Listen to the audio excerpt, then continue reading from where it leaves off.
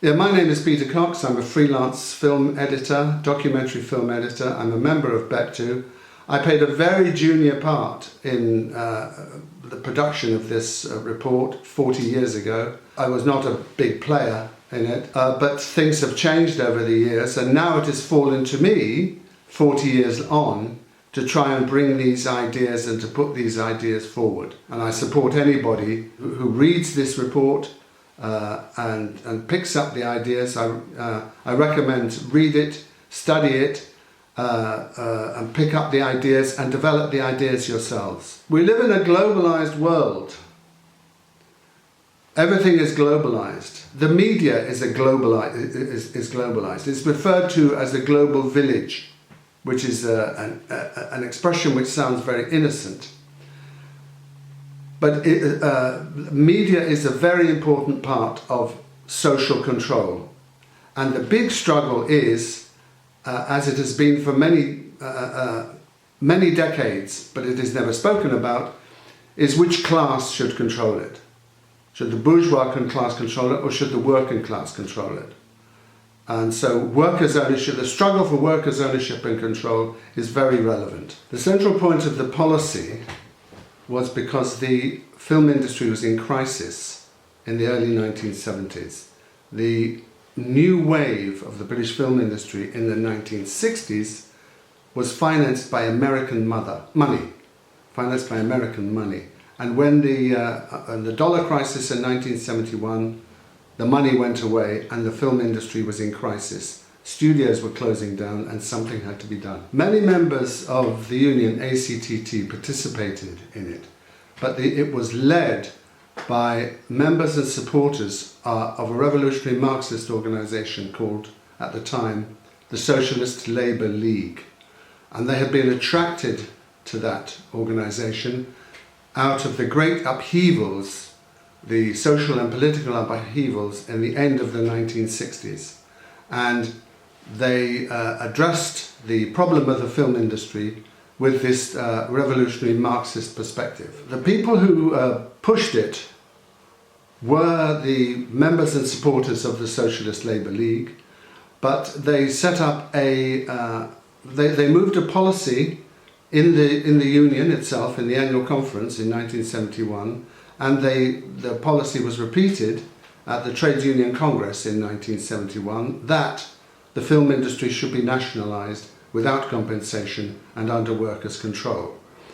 Having got those policies, they then set up a forum within the union to which everybody was invited. And many did come. Of course, the right wing also came, and they tried to sabotage and delay the process. But they weren't successful, and the report, the nationalisation report, was published in 1973. It's a very simple argument that the simple argument is workers' ownership and control of industry, of all industry, including the film industry, because capitalism cannot develop industries. It only gives us an appearance of developing it in a period of expansion. But expansion and growth comes to an end. And growth did come to an end in 1971. And then it turns into its opposite. It then destroys industry. And the film industry was being destroyed. Film studios were the bulldozers came and destroyed film studios. It was a perspective that should appeal to all workers in the film industry, from writers, producers, directors, the creative people, down to everybody, people who sweep the stage. It is the workers who should control the industry, and not big business and finance and big capital. That was the main argument of the policy. Regarding the Labour Party,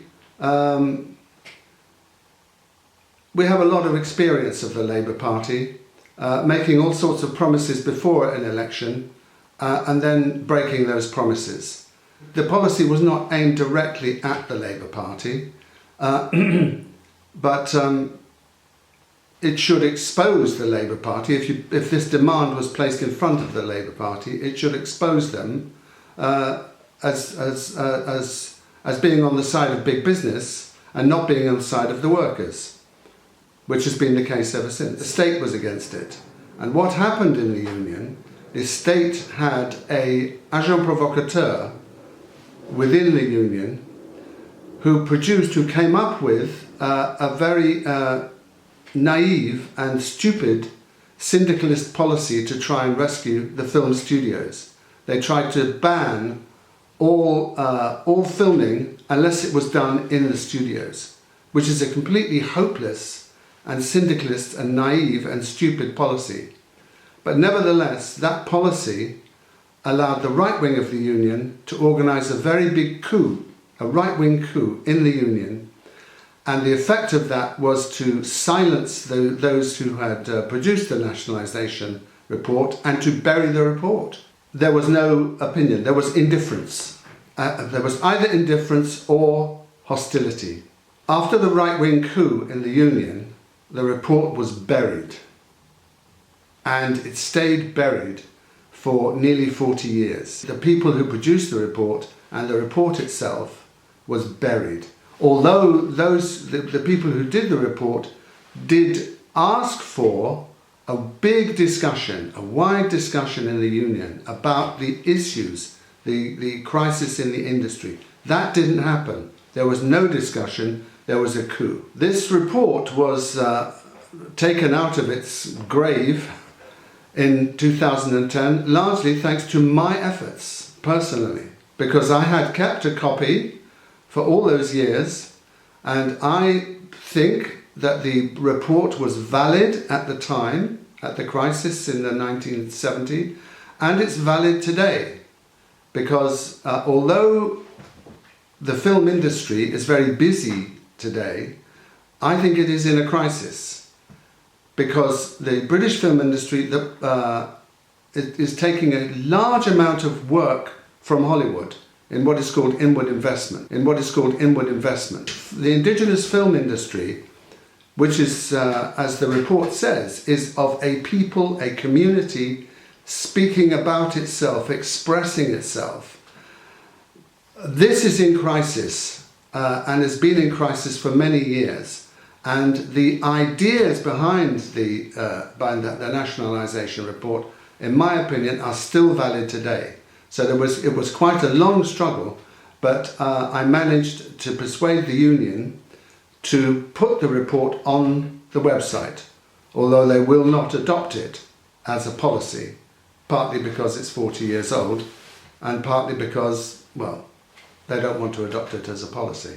The purpose of publishing the report now is to bring out the ideas and the philosophy behind it, the ideas of workers' ownership and control of industry, public service, public ownership, public control. These are ideas which are not expressed in mainstream politics. It's a good time to bring these ideas out, because these ideas have been buried for a long time, and these ideas must be brought to life again. Film and TV industry is a very important part of bourgeois control and ownership of society.